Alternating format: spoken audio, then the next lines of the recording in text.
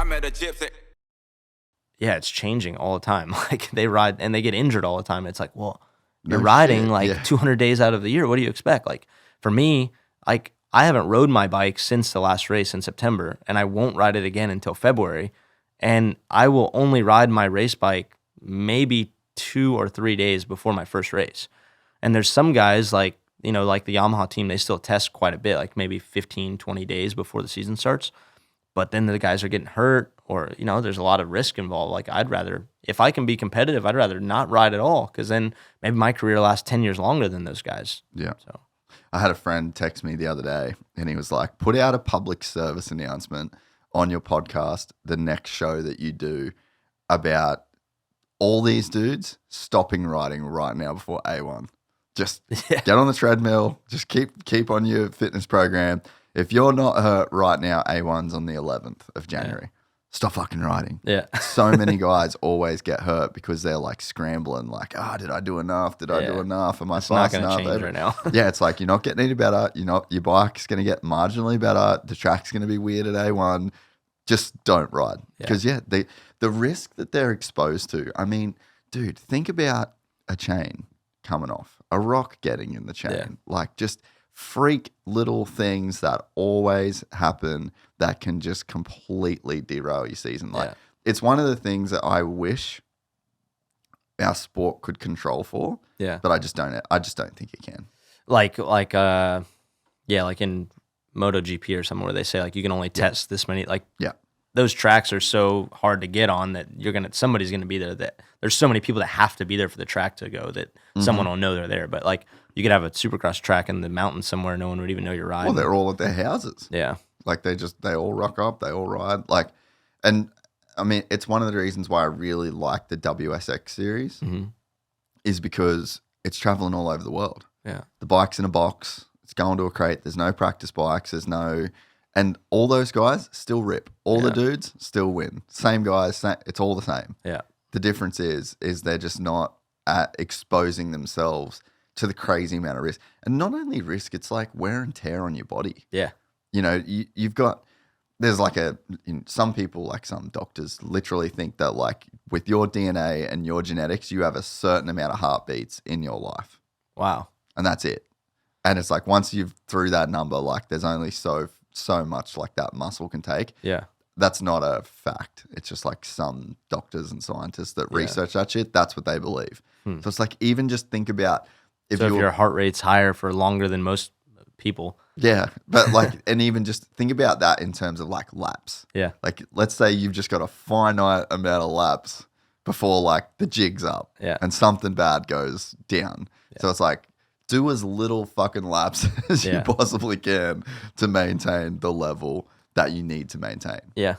I mean, even like for me, when we go testing, like I hate if we did like back in the day, like Yamaha would go, I don't know, maybe 20 days that we would go test or something like that. And I hated doing laps. Like I just hate it. I dread it. And everyone's always like, it's so important that you do this so we can get up to speed for the race. Like, dude, when we show up on Friday, we're going to be using a setup that has nowhere near what we tested. We're always going to be changing. So I don't want to hear the setup stuff. And like this year, I rode the least out of anybody that I was racing against, and I won. So I rode my Superbike maybe before the season started. I rode it 2 days. You know, it was like 6-7 months. Then I rode it 2 days, and then we raced, and then I won the championship. So I don't care what anybody I've ever met in Supercross. I have this discussion with them, and a lot of times they don't see it. But I'm like, I promise you that if Jet Lawrence didn't go and ride his bike the whole winter, he could show up at A1 and he would still, if he's the guy that's going to win, he's going to win. He's putting in all the work, training, like gym. A lot of times they don't. Like some guys, like especially when you're young, you don't need to do anything. Like our sport is very physically demanding, but this year I did not train from February until this point right now. I haven't done anything. And the last lap of the race, doing the fastest lap of the race, feeling great. So like when you feel it, most of the time it's like, just how good you feel on your bike. Like if your crew, you got the right mindset and your bike, you're just comfortable in your sitting position. Like that's the most important thing is mental. And then like how you feel when you sit and look at the bike, like looking good is feeling good, like that type of thing. Like I think that's true. Like when I sit on my bike, if I feel good sitting on it and I look at it and I like it, I'm going to do a lot better. And I would bet so much money that those guys could literally just stop doing test track stuff and they'd be just as fast. Right, I completely agree. Like, I think there's I mean, at least for me, I'm a very average rider. Mm-hmm. Like, maybe just a smidge above average. But I need to ride a lot. Like, when I did World Vets, not this year, the year before, and I actually trained for it, I rode as much as I've ever rode in my life. And that was definitely like the best I ever rode. Yeah. But it wasn't like that much better. Yeah. Like, I just was really bike fit. Like, that was one thing. And I think motocross and supercross are definitely, I don't know. I would almost make the argument that it's gnarlier than like a MotoGP or a superbike in like physically demanding? physicality. I would think. Just so. What's your heart? Do you know your heart rate during the race? Yeah. The last time I did it, it was like as if I was riding a bicycle. Like I was in 190s. Really? But there's some guys like that are lower, but I'm just like going the whole time. Yeah. It's very hard for me to like control my emotion on the bike. I've gotten better at it. Yeah. recently. So you think it's more like in terms of your like just calm fight or flight, like nervous system, you're in like that mode more so your than adrenaline. Like, it's like I'm like about to get in a fight. Like that's how I feel a lot of times. Yeah. But I'm not going to name any names or anything like that. And I'm like, if you were to compare me to like the top guys in my sport, like a Jake Gagne, let's just say a Cam Peterson, like guys, Matthew Skoltz, they're like in really good physical shape. Like they just love being it's healthy part and, of them. Yeah. Yeah. Yeah. I would say I'm not like that. Like I've always been like pretty naturally fit and I can go pretty much do anything. And you've done it for a long time too. Yep. So there's like a lot of muscle memory. Yep. But like I've gone to the gym with some dirt bike guys before and I was like shocked. I'm like, wait, that guy is like, he was way like shaking, like just doing planks or something. He's shaking, like top level Supercross guys. And yeah, it's winter time, but still like they ride enough that they're strong. But I know no matter, even if I was stronger than that guy in that moment, if I were to go get on a dirt bike, I could do 2 laps and he could go do a 30-minute moto at that pace. Like I could do 2 laps at my pace and I'd be like, oh my God. Then I could go get on my road race bike and he would be tired from the braking. Like it's just different things you're using, right? But I was shocked, like in the gym, how weak some of the guys were that I saw. And that was just mind blowing to me because for me, Supercross is probably the hardest, like physically demanding sport. Like not only with injuries, but just like everything, right? But the most important thing I think on the dirt bike or the road race bike is your cardio. Like it doesn't matter how strong you are. Like Danny Pedrosa was so small. Like you see those guys, right? Like Tony Elias was so small. Yeah. He goes to the gym and he's strong, but he's tiny. So I think it's just cardio, like just being able to like maintain that. You're breathing, like you get past high pressure situation. You're scared. Somebody passes you real tight or bumps you. You got to like control your heart rate and not like panic in that moment. That's the most important thing. Yeah. So 23, all I did was ride my mountain bike. That's all I did from December to February. In those 3 months, I did 3.5 months, 220,000 feet of elevation not on an e-bike, just on a mountain bike. Because where I lived in LA, we could just go out of my driveway either way. And I was like in a valley and I could just climb 3,000 feet this way and then ride the hill, go down, climb up more hills. Like I was have good trails, like enduro sort of trails. Yeah, like mainly fire roads. Like we were doing a lot of fire roads. So it was a lot of just training riding. Yeah, a lot. Yep. And that year, I was so focused and so strong. I didn't do one gym workout like the whole year prior. Like when I say none, I didn't do a push-up, I didn't do a squat, nothing. But when I found out I was riding Superbike at the end of 22, going into 23, I was like 165 pounds. It was the heaviest I've ever been in my life. And on the mountain bike, I dropped down to like 143 by Daytona just by mountain biking. And I never once got arm pump that whole year. Never once got sore in my legs. Never once got sore in my core. Nothing. I felt like Terminator. Like I just felt so unstoppable. And then it was so good for me that this whole year I didn't do, and winter before, I didn't do anything. And I still carried out that same feeling. And now I'm like, all right, I got to start getting back. Like now I'm like I could still do what I did this year, but now I know just mental side, like how good the bicycle is for me. Yeah. That's all I'll ever do. Because every time I go to the gym, I end up getting injured. Like the last time that I did a gym workout, I was doing like a dumbbell bench press and my shoulder just like popped down, which, racers, you always have kind of like your shoulders are easy. Yeah.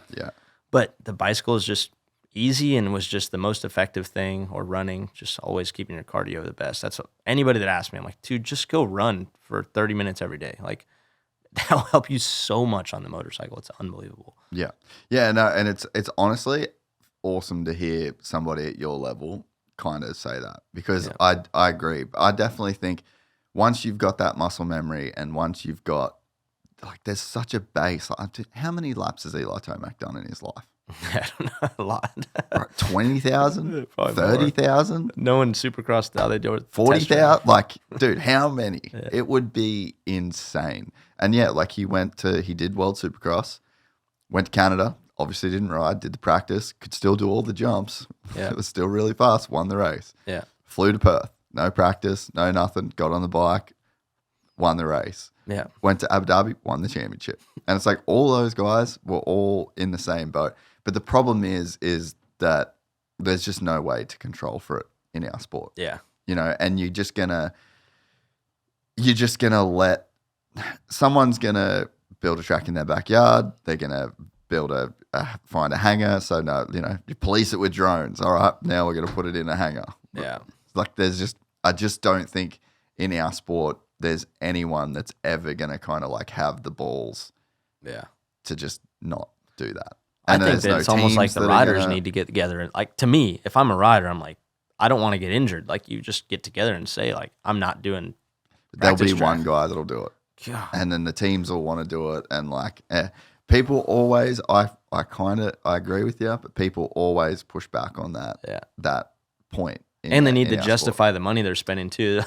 Well, and all the teams have all the mechanics. Like, dude, Star Racing, they're literally racing every single day. Wow. It's crazy that there's not more injuries than there is. Yeah. It's cool to hear. It's cool to hear you say it. But I think that that's one of the good things about your sport, and that's why guys have, like, really long careers. Yeah. You know, like, now I could race. I think I could race till I'm 50. Like, I'm not. And I'm not. Obviously, there's GP riders that we could say, like, okay, that guy's better than me. I don't know, because we'll never be on the track. Like, Petrucci came here and he didn't win. He won a couple races, but he didn't win the championship. Like, and he's a MotoGP winner. Loris Baz, my teammate last year, like, freaking, like, so fast, but he doesn't just come here and win. So it's weird saying, like, people are like, oh, well, you're not in GP, or the GP guys are way better. Like, I don't really think so. I think that if they all, like, we go to a track that we both know on the same bike, and we're both mentally there and physically okay, like, I don't think that this guy's just way better. Like, it's like MXGP and Supercross. Like, you see, like, I don't remember well enough, like, how Villopoto did. I know he had some good races, he had some difficult races, but you leave him there long enough, he's going to be that guy. Like, if you put him with the right team and there's nobody going against him internally, like, they're all the same. Like, I think it's just the experience and the timing of everything. Yeah. So yeah. No. I mean, I'd honestly agree with it. Yeah, dude. It's just, it would be awesome to know what it would be like to have that in the sport on our side, because it's just so overdone with the riding and the amount of injuries, and it, like, God, they're just taking crazy risks, dude. But then you have some guys, you're like, how does he not, like I don't know, there's probably some riders that are just never injured, or just very rarely. And you're like, how do you do that many laps with a track that's changing that often? Like, to me, that's nuts that you don't get hurt. But the longer, like, the more you ride, you know the edge, but the track changing all the time. Like, that's the thing to me that I will never understand, because our, road racing, that doesn't happen. So it'll be cold asphalt versus warm asphalt and stuff like that. And your tires kind of changing, but yeah, but I mean, as long as you just go when your tires are hot, like, I don't know, it's pretty much the same all the time. If you enjoyed this content, please like and subscribe. And to listen to the full 3-hour podcast, search Gypsy Tales in your favorite podcast platform, or click the link in the description below. Gypsy Gang.